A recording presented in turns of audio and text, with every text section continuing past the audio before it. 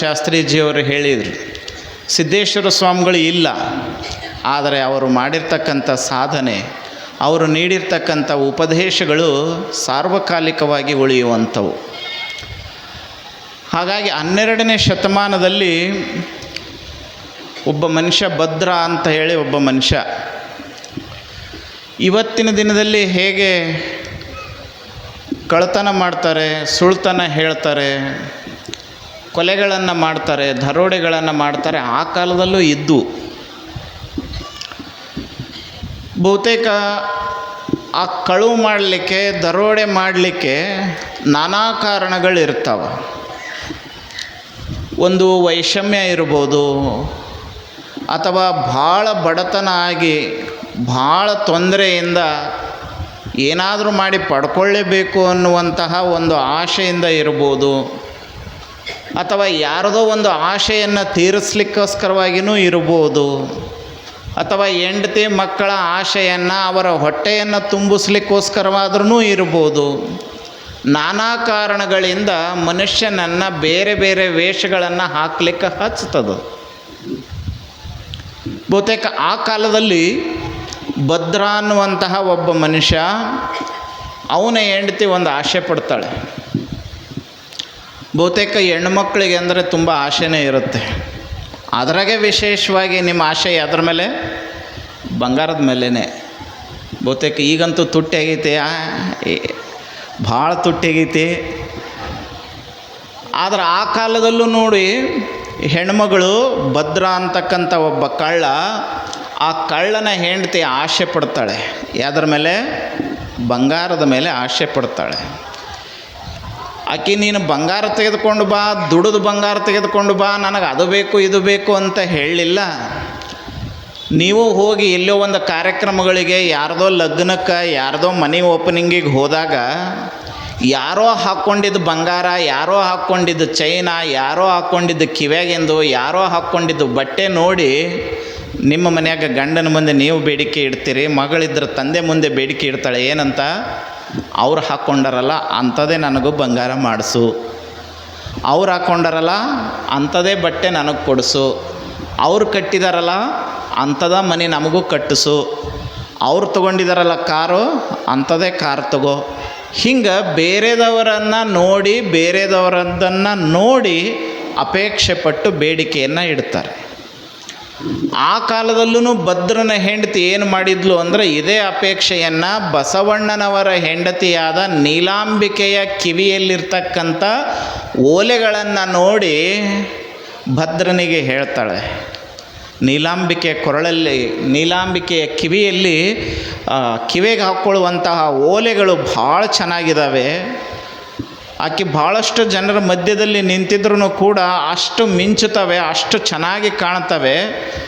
ಅಂಥ ಓಲೆಗಳನ್ನು ನನಗೂ ಮಾಡಿಸ್ಕೊಡು, ನನಗೂ ತಂದು ಕೊಡು ಅಂತ ಭದ್ರನ ಹೆಂಡತಿ ತನ್ನ ಗಂಡನಿಗೆ ಕೇಳ್ಕೊಳ್ತಾಳೆ. ಮತ್ತು ಅವ ಭದ್ರ ಕಳುವು ಮಾಡೋದೇ ಅವನ ಉದ್ಯೋಗ. ಮತ್ತು ಅವನಿಯಲ್ಲಿ ಹೋಗಿ ದುಡಿದು ಸಾಧನೆ ಮಾಡಿ ಬಂಗಾರ ತಗೊಂಡು ಅಂಥದ್ದು ಮಾಡಿಸ್ಲಿಕ್ಕಂತೂ ಅವನ ಕೈಯಾಗ ಸಾಧ್ಯ ಇಲ್ಲ. ಆದ್ರೆ ಮತ್ತು ಹೆಂಡತಿ ಅಪೇಕ್ಷೆ ಈಡೇರಿಸ್ಬೇಕು. ಅವನದು ಈಡೇರಿಸ್ಲಿಲ್ಲ ಅಂದ್ರೆ ಏನಾಗತ್ತೆ ಅನ್ನೋದು ಪಾಪ ಅಲ್ಲಿ ಕುಂತವ್ರಿಗೆ ಎಲ್ಲರಿಗೂ ಗೊತ್ತು. ಅವರಿಗೆ ಈಡೇರಿಸ್ಲಿಲ್ಲ ಅಂದಿದ್ದು ಕಿರಿಕಿರಿ ಅವ್ರಿಗೆ ಗೊತ್ತದು. ಬಹುತೇಕ ಅವನು ಅಂಥ ಕಿರಿಕಿರಿ ಅನುಭವಿಸಿದ್ನೇನೋ ಆ ಕಾಲದಲ್ಲಿ ಗೊತ್ತಿಲ್ಲ. ಅವನೇನು ಮಾಡ್ತಾನೆ ಅಂತಂದರೆ, ಇನ್ನು ನನ್ನ ಕೈಯಾಗ ದುಡ್ದಂತೂ ಇದನ್ನು ತರಲಿಕ್ಕಾಗಲ್ಲ, ನೀಲಾಂಬಿಕೆನೇ ಕಿವಿಯಲ್ಲಿರ್ತಕ್ಕಂಥದ್ದನ್ನು ಕಳುವು ಮಾಡ್ಕೊಂಬಂದುಬಿಟ್ರೆ ಮುಗ್ದ ಹೋಗುತ್ತಾ ಅಂತ ಹೇಳಿ ಅವ ವಿಚಾರ ಮಾಡ್ತಾನೆ. ವಿಚಾರ ಮಾಡಿ ಅವತ್ತಿನ ಕಾಲಕ್ಕೆ ಬಸವಣ್ಣನವರ ಮನೆಗೆ ಹೋಗುವಾಗ, ಅವ್ರ ಮನೆಗೆ ಹೋಗಿ ಕಳುವು ಮಾಡ್ಕೊಂಡು ಬರಬೇಕು ಅಂತಂದರೆ ಅಲ್ಲಿ ಒಂದು ನೇಮ ಇತ್ತು. ಹಾಗೆ ಬಸವಣ್ಣನವರ ಮನೆ ಒಳಗಡೆ ಪ್ರವೇಶಕ್ಕೆ ಯಾರಿಗೂ ಪ್ರವೇಶ ಇದ್ದಿಲ್ಲ. ಯಾರು ಲಿಂಗವನ್ನು ಕಟ್ಟಿಕೊಂಡಿರ್ತಾರೆ ಅವರಿಗೆ ಮಾತ್ರ ಅಲ್ಲಿ ಪ್ರವೇಶ ಇತ್ತು. ಇವ ನೋಡಿದ್ರೆ ಕಳ್ಳ, ಇವನು ಹೆಂಗೆ ಲಿಂಗ ಕಟ್ಕೊಳ್ಬೇಕು? ಕಟ್ಕೊಳ್ಳಿಕ್ಕೆ ಸಾಧ್ಯ ಇಲ್ಲ. ಹೇಗಾದರೂ ಮಾಡಿ ಮನೆ ಒಳಗಡೆ ಹೋಗಬೇಕು ಅಂತಂದ್ರೆ ನಾನು ಕೊಳ್ಳಲ್ಲಿ ಲಿಂಗ ಇರಲೇಬೇಕು. ನನ್ನ ಕೊಳ್ಳಲ್ಲಿ ಲಿಂಗ ಇಲ್ಲ. ಹಾಗಾದರೆ ಅಲ್ಲಿ ಗೇಟ್ನಲ್ಲಿ ಹಡಪದ ಅಪ್ಪಣ್ಣವ್ರು ನಿಂತುಬಿಟ್ಟಿದ್ದಾರೆ. ಅವರನ್ನು ಕಣ್ಣು ತಪ್ಪಿಸಿ ಒಳಗಡೆ ಹಾಗೆ ಹೋಗ್ಲಿಕ್ಕೆ ಸಾಧ್ಯ ಇಲ್ಲ. ಹಾಗಾದರೆ ಲಿಂಗ ಕಟ್ಕೋಬೇಕಲ್ಲ, ಏನು ಮಾಡಬೇಕು ಅಂತ ಹೇಳಿ ಭದ್ರ ಏನು ವಿಚಾರ ಮಾಡ್ತಾನೆ, ಅವರೇನು ಲಿಂಗ ಬಿಚ್ಚಿ ನೋಡೋದಿಲ್ಲಲ್ಲ, ಹೆಂಗೋ ಹೋದ್ರಾಯ್ತು ಅಂತ ಹೇಳಿ ಅಲ್ಲಿ ಬಿದ್ದಿರ್ತಕ್ಕಂಥ ಒಂದು ಕಲ್ಲು ತಗೊಂಡು ಅರಿವಿಗೆ ಕಟ್ಕೊಂಡು ಲಿಂಗ ಕಣ್ಣಂಗೆ ಕಾಣುವಂಗೆ ಮಾಡಿಕೊಂಡು ಹಣೆಗೆ ವಿಭೂತಿ ಹಚ್ಕೊಂಡು ಗೇಟಿಗೆ ಬರ್ತಾನೆ. ಅಡಪದಪ್ಪಣ್ಣವ್ರು ನೋಡ್ತಾರೆ, ಒಳಗೆ ಬರೋವರಿಗೆ ಏನೋ ಎರಡು ಗುರುತು, ಒಂದು ಹಣೆ ಮೇಲೆ ವಿಭೂತಿ, ಎರಡನೇದು ಲಿಂಗ. ಅವು ಎರಡು ಇದ್ದು ಅಂದ್ರೆ ಅವ್ರು ಏನೂ ಚೆಕ್ ಮಾಡ್ತಿದ್ದೇ ಇಲ್ಲ, ಆಯಿತು ಹೋಗ್ಬಿಡಿ ಒಳಗಡೆ ಅಂತ ಕಳಿಸ್ತಿದ್ರು. ಹಂಗೆ ಅವರ ಹಣೆ ಮೇಲೆ ಭದ್ರ ವಿಭೂತಿ ಹಚ್ಕೊಂಡು ಕೊರಳಲ್ಲಿ ಲಿಂಗ ಅಂತ ತಿಳ್ಕೊಂಡು ಕಲ್ಲು ಕಟ್ಕೊಂಡು ಒಳಗಡೆ ಹೋಗ್ತಾನೆ. ಹೋದಂಥ ಸಂದರ್ಭದಲ್ಲಿ ಒಳಗಡೆ ಏನೋ ಪ್ರವೇಶ ಆಯಿತು.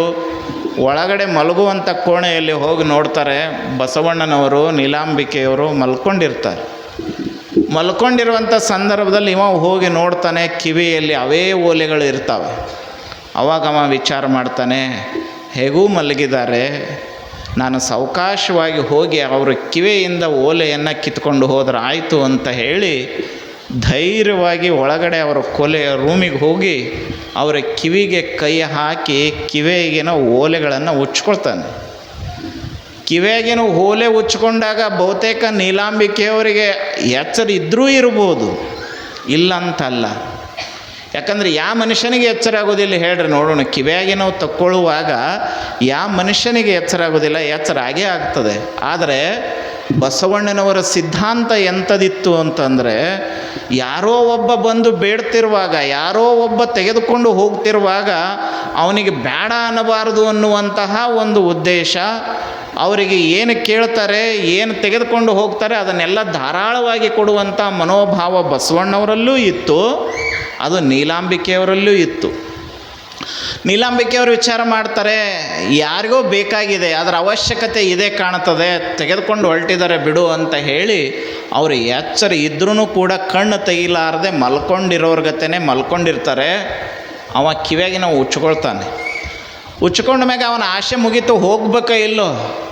ಮನುಷ್ಯನಿಗೆ ದುರಾಶೆ ಹೆಂಗಿರ್ತದೆ, ಬಸವಣ್ಣವ್ರಿಗೂ ಎಚ್ಚರಾಗಿಲ್ಲ, ನೀಲಾಂಬಿಕೆಗೂ ಎಚ್ಚರಾಗಿಲ್ಲ ಅಂತ ಹೇಳಿ ತಿಳಿದು ಇನ್ನೇನು ಕೊಳ್ಳಾಗಿರ್ತಕ್ಕಂಥ ತಾಳಿ ಬಂಗಾರದ ಚೈನದ ಅದನ್ನು ಒಂದು ಹೋದ್ರಾತಂತ ಹೇಳಿ ಸಣ್ಣಗೆ ತಾಳಿಗೆ ಕೈ ಹಾಕ್ತಾನೆ. ಅವಾಗ ತಾಳಿಗೆ ಕೈ ಹಾಕಿದಾಗ ನೀಲಾಂಬಿಕೆಗೆ ಮನಸ್ಸಿನಲ್ಲಿ ಒಂದು ಪ್ರಶ್ನೆ ಕಾಡ್ತದೆ, ಏನು ಕಿವಿಯಾಗಿನ ಓಲೆ ಏನೋ ಬಿಚ್ಕೊಂಡ ಹೋಗಲಿ, ಬೇರೆ ಕೈಯಾಗಿಂದ ಏನೋ ಬಳೆ ಉಚ್ಕೊಂಡಿದ್ರು ಹೋಗಲಿ ಅನ್ಬೋದಾಗಿತ್ತು. ಆದರೆ ಕೊಳ್ಳೆಗಿನ ತಾಳಿ ಉಚ್ಕೊಳ್ಳುವಾಗ ನನ್ನ ಗಂಡ ಇರುವಾಗ ನನ್ನ ತಾಳಿ ಹೋದರೆ ಗಂಡ ಇಲ್ಲಾರ್ದಂಗಲ್ಲ ಅಂತ ತಿಳಿದು ತಾಳಿ ಉಚ್ಕೊಳ್ಳುವಂಥ ಸಂದರ್ಭದಲ್ಲಿ ನೀಲಾಂಬಿಕೆ ಎಚ್ಚರಾಗಿ ಬಸವಣ್ಣವರನ್ನು ಎಬ್ಬಿಸ್ತಾಳೆ. ಬಸವಣ್ಣವ್ರಿಗೆ ಎಬ್ಬಿಸಿ ಕಳ್ಳ ಕಳ್ಳ ಕಳ್ಳ ಅಂತ ಹೇಳಿ ನೀಲಾಂಬಿಕೆ ಹೇಳಿದಾಗ ಬಸವಣ್ಣವರು ಎದ್ದು ನೋಡ್ತಾರೆ. ಅವನ ಹಣೆಯಲ್ಲಿರ್ತಕ್ಕಂಥ ಭಸ್ಮ, ಅವನ ಕೊಳ್ಳಲ್ಲಿರ್ತಕ್ಕಂಥ ಲಿಂಗವನ್ನು ನೋಡಿ ನೀಲಾಂಬಿಕೆಗೆ ಬೈತಾರೆ. ಅವರು ನೀಲಾಂಬಿಕೆಗೇನೆ ಬೈತಾರೆ, ಅವ ಕಳ್ಳ ಅಲ್ಲವ, ಅವನಿಗೆ ನೀ ಕಳ್ಳ ಕಳ್ಳ ಕಳ್ಳ ಅಂತ ಹೇಳ್ತಾ ಇದೀಯ, ತಾಳಿ ಚೈಲ್ ಜಕ್ಕೊಂಡು ಹೋಗ್ತಾ ಇದ್ದಾನೆ ಅಂತ ಹೇಳ್ತೀಯ, ಕಿವಿವೆಲ್ಲ ಓಲೆ ಜಗ್ತಾ ಇದ್ದಾನೆ ಅಂತ ಹೇಳ್ತೀಯಲ್ಲ, ಅವನು ಕಳ್ಳ ಅಲ್ಲ, ಅವನಿಗೆ ಹುಚ್ಚು ಕೊಟ್ಬಿಡು ಅಂತ ಹೇಳ್ತಾರೆ ನೋಡಿ. ಒಡನಿರ್ದ ಸತಿ ಎಂದು ನಂಬಿರ್ಧೆನಯ್ಯ, ಕೈ ಹಿಡಿದ ಸಜ್ಜನೆ ಎಂದು ನಂಬಿರ್ಧನಯ್ಯ, ಅಯ್ಯೋ ಎನ್ನಯ್ಯನ ಕೈ ನೊಂದಾವು, ಎಲೆ ಚಾಂಡಾಳಿ ಬಿಚ್ಚು ಕೊಡು ಅವನ್ನ ಅಂತ ಹೇಳ್ತಾರೆ ನೋಡಿ. ನನ್ನ ಅಯ್ಯನ ಕೈ ನೊಂದಾವು, ಅವನ ಕೈ ನೋವಾಗಬಾರದು, ಅವನಿಗೆ ಹುಚ್ಚು ಕೊಡು, ತೆಗೆದುಕೊಡು ಎಲೆ ಚಾಂಡಾಳಿ. ಕಳ್ಳನ ಮನೆಗೆ ಬಲುಕಳ್ಳನೊಬ್ಬ ಬಂದಡೆ ಕೂಡಲ ಸಂಗಮನಾಥನಲ್ಲದೆ ಮತ್ತಾರು ಮರುಳೆ ಅಂತ ಹೇಳ್ತಾರೆ ಬಸವಣ್ಣವರು. ಕಳ್ಳನ ಮನೆಗೆ ಮತ್ತೊಬ್ಬ ಕಳ್ಳ ಬಂದಾನ, ಬಲುಕಳ್ಳ ಬಂದಾನ ಅಂದ್ರೆ ಕೂಡಲ ಸಂಗಮನಾಥನಲ್ಲದೆ ಬೇರೆ ಯಾರೂ ಅಲ್ಲ. ಅವ ಕಳ್ಳ ಅಂತ ನೀ ಹೆಂಗೆ ಹೇಳ್ತಿ?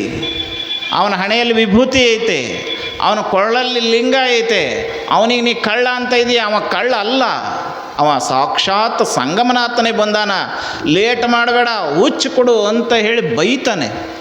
ಅವಾಗ ಆಕೆ ಹೇಳ್ತಾಳೆ, ಅಲ್ಲ ಕಿವಿಯಾಗಿನ ಓಲೆ ತಗೊಂಡ ನಾನು ಬಳೆ ಕೇಳಿದ್ರು ಕೊಡ್ತೀನಿ, ತಾಳಿ ಹೆಂಗೆ ಕೊಡೋದು ಗಂಡ ನೀವಿರುವಾಗ ಅಂತ ಹೇಳಿ ನೀಲಾಂಬಿಕೆ ಹೇಳಿದಾಗ ಬಸವಣ್ಣವ್ರು ಹೇಳ್ತಾರೆ, ನೀಲ ನಾನು ಜೀವಂತವಾಗಿಯೇ ನಿನ್ನ ಜೊತೆ ಇರುವಾಗ ಮಾಂಗಲ್ಯದ ಬಗ್ಗೆ ಯಾಕೆ ವಿಚಾರ ಮಾಡ್ತಾ ಇದೀಯಾ? ಮಾಂಗಲ್ಯ ಏನು ಮುಖ್ಯ ಅಲ್ವಾ? ನಾನೇ ನಿನ್ನ ಜೊತೆ ಇದ್ದೀನಿ. ಸಂಗಮನಾಥ ಕೇಳ್ತಾ ಇದ್ದಾನೆ, ಹುಚ್ಚು ಕೊಡು ಅಂತ ಹೇಳಿ ಬಸವಣ್ಣವರೇ ಹೇಳ್ತಾರೆ. ಅವಾಗ ಅವನಿಗೆ ಕಳ್ಳನಿಗೆ ಮನಸ್ಸು ಪರಿವರ್ತನೆ ಆಗ್ತದೆ ನೋಡಿ. ಯಾಕಂದ್ರೆ ಬಸವಣ್ಣನವರು ಮಡದಿಗೆ ಹಿಂಗೆ ಬೈದು ಕಳ್ಳನಿಗೆ ಸಂಗಮನಾಥ ಅಂತ ಹೇಳಿ ಕರೆದಾಗ ಆಗಿನ ಕಳ್ಳರು ಭಾಳ ಪ್ರಾಮಾಣಿಕರಿದ್ದರ್ರಿ, ಈಗಿನ ಕಳ್ಳರಲ್ಲ. ಈಗಿನ ಮನೆಗಿನ ಮಂದಿ ತುಡುಗು ಮಾಡ್ತೈತಿ. ನಮ್ಮ ಹತ್ರ ಪಂಚಾಂಗ ಕೇಳಕ್ಕೆ ಬಂದಿರ್ತಾರೆ. ಅದರ ನಾವು ಮನೆಯಾಗಿರೋರು 4 ಮಂದಿ ಮಾನ್ಯ ಮದುವೆಗೆ ಹೋಗಿ ಕೊಳ್ಳಗಿನ ಚೈನ್ ಎಲ್ಲ ತೆಗೆದಿಟ್ಟಿವಿ, ಟ್ರೆಜರಿಗೆ ಇಟ್ಟಿವಿ, ಎಲ್ಲಿ ಹೋಗೈತೆ ಅನ್ನೋದು ಗೊತ್ತಿಲ್ಲ. ಮತ್ತು ತೊಗೊಂಡವ್ರು ಯಾರು? ಇಲ್ಲೇನು ಸಂಗಮನಾಥ ಬರೋಕ್ಕೆ ಸಾಧ್ಯ ಇಲ್ಲಲ್ಲ. ಈ 4 ಮಂದಿಗೆ ಒಬ್ಬರು ಸಂಗಮನಾಥ ಯಾರದಾರ? ಹಾಂ, ಬಸವಣ್ಣನವರು ನೋಡಿ ಹಂಗೆ ಅಂದಾಗ ಅವ ಕಳ್ಳ ಹೇಳ್ತಾನ, ಯಪ್ಪ ನಂದು ತಪ್ಪಾಗ್ಯದ, ನನ್ನ ಕ್ಷಮಾ ಮಾಡಿರಿ. ನಾನು ಸಂಗಮನಾಥ ಅಲ್ಲ, ನಾನೊಬ್ಬ ಕಳ್ಳ. ನಿಜವಾಗಿಯೂ ನಾನು ಕಳ್ಳ. ನಾನು ಭದ್ರ ಅಂತಕ್ಕಂಥ ಹೆಸರಿನವ. ನನ್ನ ಹೆಂಡತಿ ಹಿಂಗೆ ಅಪೇಕ್ಷೆ ಪಟ್ಲು. ಆಕೆ ಅಪೇಕ್ಷೆ ಪಟ್ಟಿದ್ದಕ್ಕೆ ನನಗೆ ದುಡಿದವನು ಮಾಡಿಸ್ಲಿಕ್ಕೆ ಸಾಧ್ಯ ಇಲ್ಲ. ಅದಕ್ಕೆ ನೀಲಾಂಬಿಕೆಯವರ ಕೊರಳಲ್ಲಿರ್ತಕ್ಕಂಥದ್ದು, ನೀಲಾಂಬಿಕೆಯವರ ಕಿವಿಯಲ್ಲಿರ್ತಕ್ಕಂಥದ್ದು ಕಳುವು ಮಾಡ್ಕೊಂಡು ಹೋಗಿಬಿಟ್ರೆ ಸರಳ ಆಗ್ತೈತೆ ಅಂತ ಹೇಳಿ ನಾನು ನಿಜವಾಗಿಯೂ ಕಳುವು ಮಾಡೋಕ್ಕೆ ಬಂದಿನೇ ಹೊರತು ನಾನು ಸಂಗಮನಾಥನ ಅಲ್ಲ ಅಂತ ಹೇಳಿ ಪರಿಪರಿಯಾಗಿ ಬಸವಣ್ಣನವರಿಗೆ ಕಾಲು ಬಿದ್ದು ಬೇಡ್ಕೋತಾನೆ. ಯಾರೋ? ಭದ್ರ. ಬಸವಣ್ಣವರು ನಂಬುದೇ ಇಲ್ಲ. ಯಾಕೆ? ಕಳ್ಳಾಗಿದ್ದಂದ್ರೆ ಅಷ್ಟ್ಯಾಕೆ ವಿಭೂತಿ ಹಚ್ಕೊಂಡು ಬರ್ತಿದ್ದ, ಅಷ್ಟ್ಯಾಕೆ ಲಿಂಗ ಕಟ್ಕೊಂಡು ಬರ್ತಿದ್ದಿ? ಅಲ್ಲ ಅಲ್ಲ ಅಂದಾಗ ಕೊನೆಗೆ ಅವ ಒಂದು ವಿಚಾರ ಮಾಡ್ತಾನೆ. ನಾನು ಇಷ್ಟೆಲ್ಲ ಹೇಳಿದರೂ ನೀವು ನಂಬ್ತಾ ಇಲ್ಲ ಅಂತ ಅಂದಮೇಲೆ ನಾನು ನಿಮಗೆ ಇನ್ನೊಂದು ನಿಜವಾದ ಮಾತು ಹೇಳ್ತೀನಿ. ಏನಂದರೆ, ಈಗೇನು ನಾನು ಲಿಂಗ ಕಟ್ಕೊಂಡು ಬಂದೀನಿ, ವಿಭೂತಿ ಹಚ್ಕೊಂಡು ಬಂದೀನಿ ಅಂತ ಹೇಳ್ತಾ ಇದ್ದೀರಲ್ಲ, ವಿಭೂತಿ ಹಚ್ಕೊಂಡಿದ್ದೇನೋ ನಿಜ, ಆದರೆ ನಾನು ಕೊಳ್ಳಾಗೇನು ಲಿಂಗ ಕಟ್ಕೊಂಡಿನಿ ಅನ್ನತ್ತಿರಲ್ಲ, ಇದು ಲಿಂಗ ಅಲ್ಲ.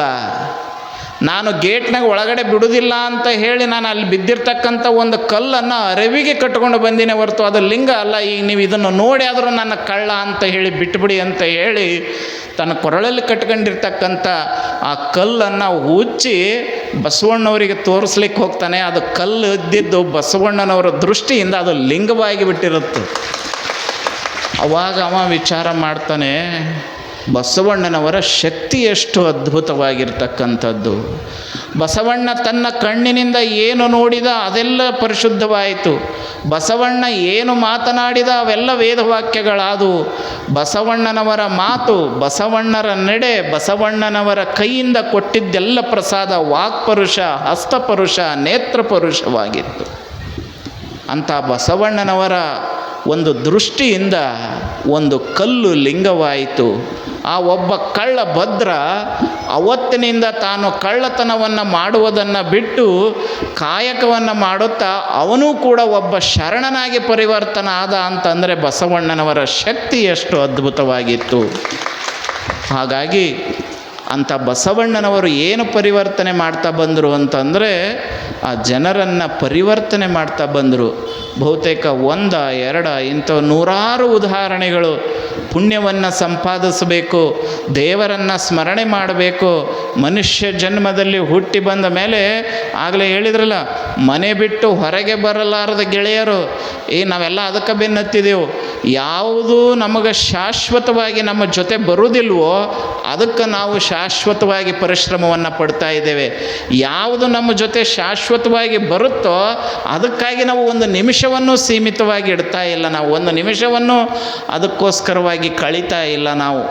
ಅದಕ್ಕೆ ನಾವು ಪುಣ್ಯವನ್ನು ಸಂಪಾದನೆ ಮಾಡಿದರೆ ಮಾತ್ರ ನಮಗೆ ಜೀವನದಲ್ಲಿ ಒಂದು ಯಶಸ್ಸು, ಒಂದು ಜೀವನಕ್ಕೆ ಒಂದು ಅರ್ಥ ಬರ್ತದೆ. ಇವತ್ತು ನಮಗೆ ಯಾರೂ ರಕ್ಷಣೆ ಮಾಡದೇ ಇರಬಹುದು, ಆದರೆ ಧರ್ಮ ರಕ್ಷಣೆ ಮಾಡೇ ಮಾಡ್ತದೆ.